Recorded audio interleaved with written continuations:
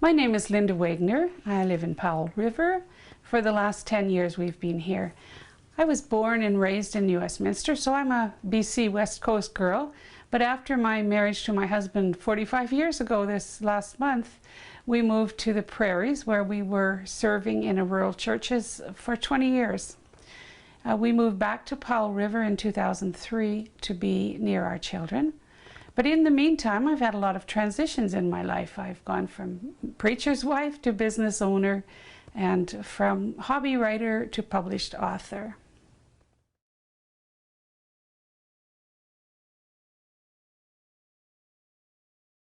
That was a difficult transition, and not one that I had invited into my life. It just kind of happened. In 2000, my husband's health broke, and he was no longer able to work. He's basically been unable to do much since that time. I was recovering from cancer, although the cancer itself had been taken care of by surgery earlier in the early 90s. I'd had extensive 54 chemo and radiation treatments, and I'd had several surgeries and treatments after that. So I wasn't that strong myself, and I knew then I had to become the wage earner. We lived in a parsonage, a mixed blessing, because that meant we had no home of our own. So I decided, I gave myself a week to feel sorry for myself, and it's time to get up and get at it. So I did. I turned a hobby of my writing into a business. A friend who learned of our situation mentored me. He was in upper middle management of a company in San Francisco, and he helped me transition into that company. And for 8 years, I researched and co-wrote background material for industrial stockbrokers. Since that time, I've been published in probably 40 or more publications. I write regularly for four or five business magazines, a monthly column in Country Life in BC. I have a syndicated column in a number of Saskatchewan papers. And I'm currently working on 2 books for 2 different clients.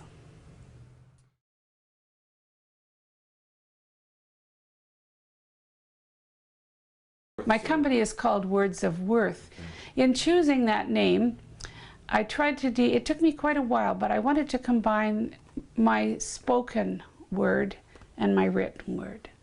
And so I put them together as Words of Worth. And later a businessman pointed out to me the applicability of that title, because it's words. That's what I deal with in whatever form, but they also bring worth, hopefully, to individuals in their particular situation, but words of worth to business people wanting to expand knowledge of their products and services.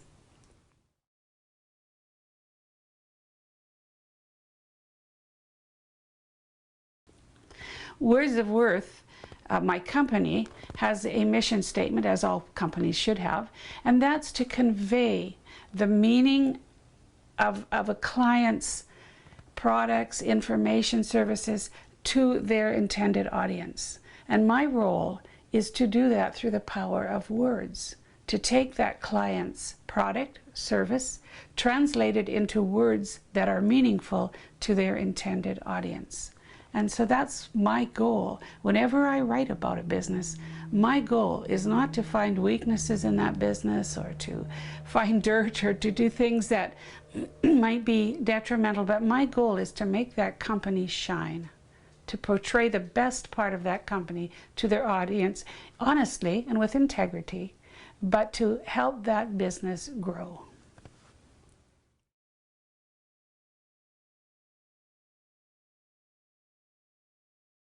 Many people, myself included, find it hard to write about ourselves. We Canadians have been conditioned to be modest and humble, and I have no problem with that. I prefer it to a braggart, personally. But we have to get our messages out. People have to know what we do well. They have to know how they can benefit by employing my services or your services, my audience's services. And it's my job to convey that to the audience. When the business owner either doesn't have time, doesn't have the ability or the inclination to write about themselves, that's where my company comes in. I can help you say it. I can help you say it well. I can help your audience understand your purpose, what you're offering, and how they can access that.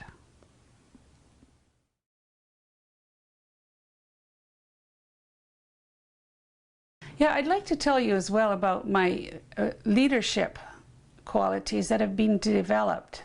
They say that the best way to polish or sharpen a knife is to rub it against a hard stone, to hone it.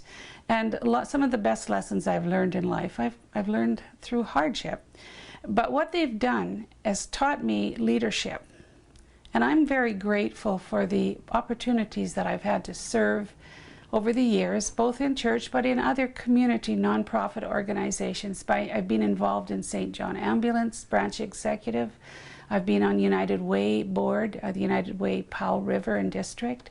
I serve on the board or the committee of the MCC Thrift Shop. I've also attained a leadership, gone up in leadership steps in Toastmasters. Gone from a newbie, as we call them, up through the ranks, and now I'm area governor for Powell River and part of Comox and Courtenay. So those leadership qualities have stood me in good stand when I've had to go through difficult times. I've learned how to take the bull by the horn and just go ahead and do it. Part of that, a lot of that journey is covered in my book, 3D Success. Changing Careers in Midlife. Now those 3 Ds are applicable whether you're changing careers or just changing direction, but because they envelop or they include 3 very important principles in everyone's life. First of all, discover your passion. When I had to go into business, I knew that writing was something I could do. I did not have the physical stamina to work at an 8-to-5 job. I didn't have the formal training for a lot of other works, but I was a proven writer and a published writer. So I discovered my passion. By going through a number of exercises that I found online, I fine-tuned that. I found, oh, this is the kind of writing I like to do. And over the years in business, I've fine-tuned that even more. I basically just do business writing now. And then after I discovered my passion, I had to develop my plan. How am I going to do this? You don't just put a shingle out in your door and say, hey guys, I'm in business. I had to find out, to create a business plan, a mission statement. I had to say, what am I looking for? What are my 5-year goals? What do I want to achieve out of this? Do I want to employ other people? All those things, I had to develop those plans. I'm not a mathematician by a long shot, so one of the best things I did was hire an accountant. But I have learned you keep every receipt, you know what you're doing, you keep on top of your finances. And finally, defend your priorities. There are always going to be things that will deter you, and there are going to be times, especially when you start your business, when your work can become all-consuming, but family, friendships, relationships, those things have to remain priorities for you. You have to defend them.